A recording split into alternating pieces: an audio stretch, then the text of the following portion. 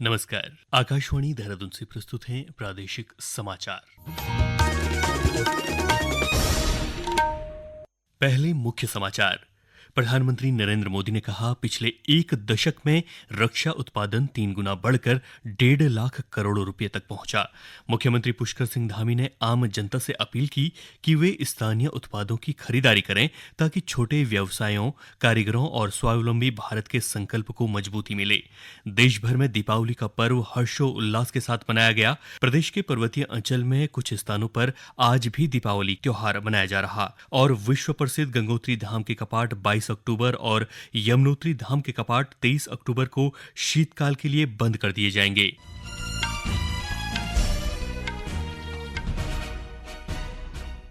प्रादेशिक समाचारों के साथ मैं जयवीर सिंह और अब समाचार विस्तार से।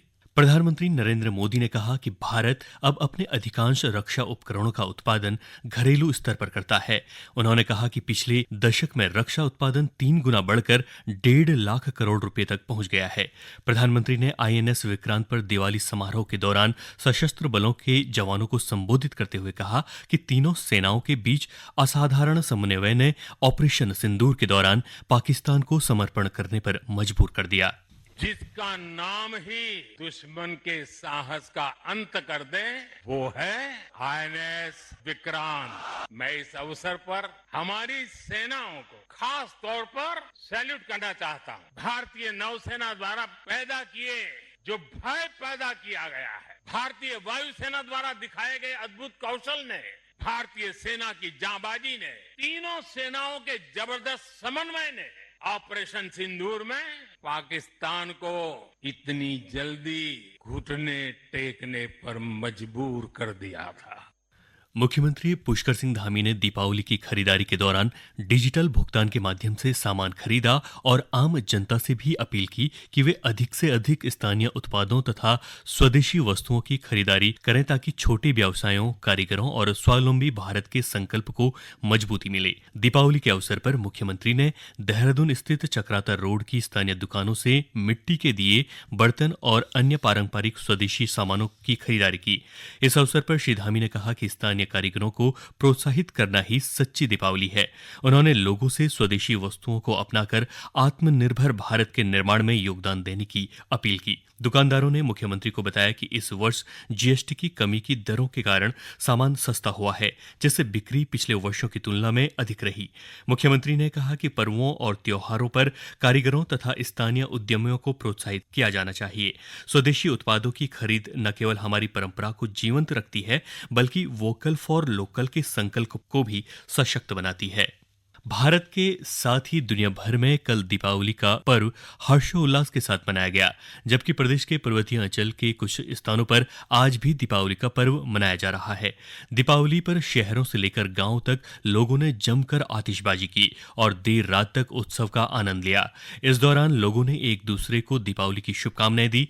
इस वर्ष दीपावली पर बाजारों में विशेष रौनक देखने को मिली।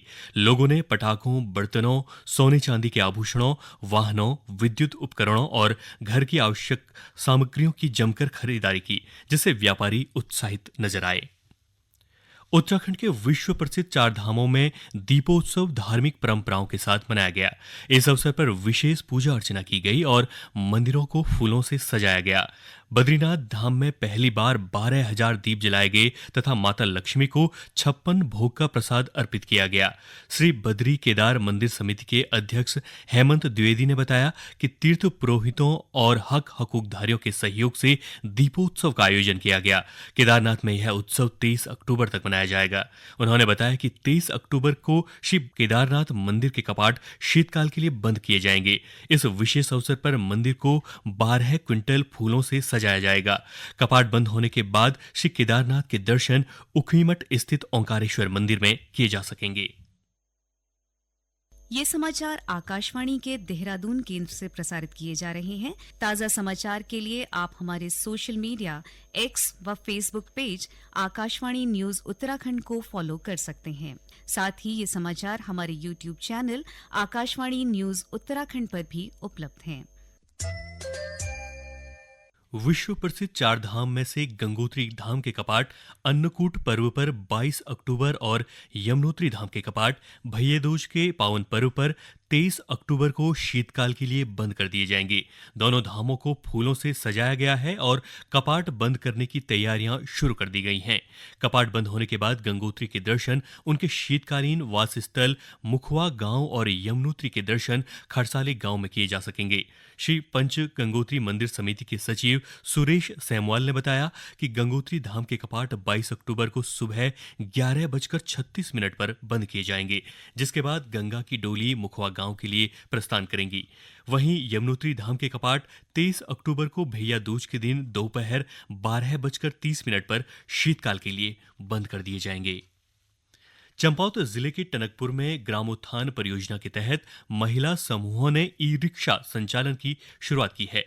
जिले के बारागोट स्थित प्रेरणा महिला समूह की 8 महिलाओं को हाल ही में मुख्यमंत्री पुष्कर सिंह धामी ने ई-रिक्शा की चाबियां सौंपी थी। परियोजना के अंतर्गत महिलाओं को आत्मनिर्भर बनाने के उद्देश्य से समूह को 10 लाख रुपए की आर्थिक सहायता प्रदान की गई है। इस अनूठी पहल से जहां महिलाएं स्वरोजगार से जुड़कर अपनी आजीविका में सुधार कर रही हैं, वहीं उन्हें व्यावसायिक गतिविधियों में सहभागिता का अवसर भी मिल रहा है। प्रेरणा समूह की सदस्य कंचन ने बताया कि योजना से जुड़ने के बाद उन्हें रोजगार का साधन मिला है, जिससे उनकी आर्थिक स्थिति मजबूत हो रही है। परियोजना से हम अपनी आजीविका आगे बढ़ाने के लिए हमें टुकटुक प्रदान किए गए, जिसमें हमें योजना से हमारी परियोजना से 6 लाख का हमें सब्सिडी मिली और 3 लाख का हमारा लोन हुआ है और 1 लाख हमारी समूह की महिलाओं ने अंशदान दिया है, जिससे कि हम अपने टनकपुर क्षेत्र में अपना रोजगार करके अपनी आजीविका को आगे बढ़ा सकें। और ये जो टुकटुक है हमारा चार्ज करके 100 किलोमीटर में आगे हम लोग रोजगार करेंगे। हल्द्वानी शहर में एशियन डेवलपमेंट बैंक यानी एडीबी समर्थित परियोजना के अंतर्गत सड़क सुधारीकरण और ड्रेनेज कार्यों की शुरुआत दीपावली के बाद होने जा रही है।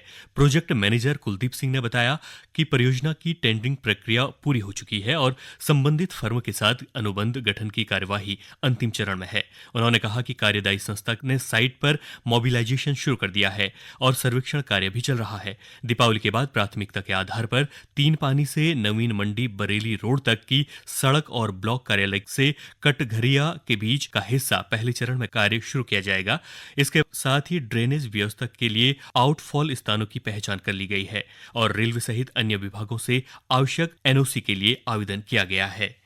जीएसटी बचत उत्सव का लाभ समाज के सभी वर्गों तक पहुंच रहा है।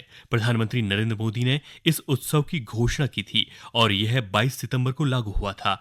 आज इस श्रृंखला में पेश है देश के इलेक्ट्रॉनिक्स क्षेत्र को मजबूत बनाने में जीएसटी सुधारों के प्रभाव पर हमारे संवाददाता की रिपोर्ट।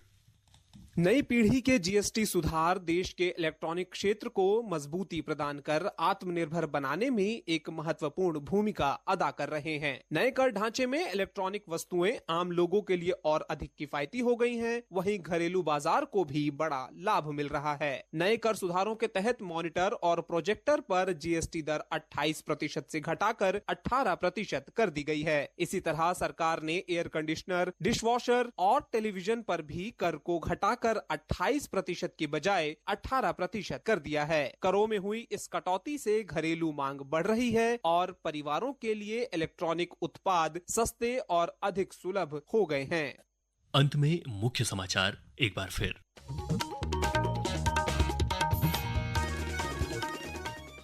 प्रधानमंत्री नरेंद्र मोदी ने कहा, पिछले 1 दशक में रक्षा उत्पादन 3 गुना बढ़कर 1.5 लाख करोड़ रुपए पहुंचा।